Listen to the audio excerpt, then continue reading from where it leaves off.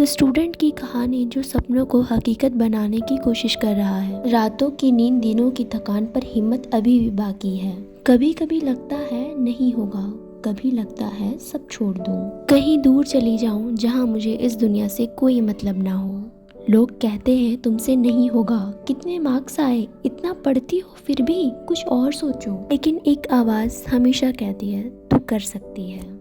हार मत मानो, रोज थोड़ा और बढ़ो, रोज थोड़ा और आगे बढ़ो, बस कभी रुकना मत। तुम्हारी आज की मेहनत कल की जीत होगी। बस हार्डवर्क और कंसिस्टेंसी मत छोड़ना, सक्सेस तुम्हारे पास खुद चल कर आएगी।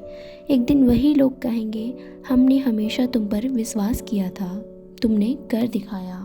तो हाँ, ये सफ़र मुश्किल ज़रूर है पर नामुमकिन नहीं। शायद आज तुम पर कोई बिलीव ना करे, लेकिन एक दिन तुम खुद अपनी सबसे बड़ी जीत बनोगे। बस रुकना मत।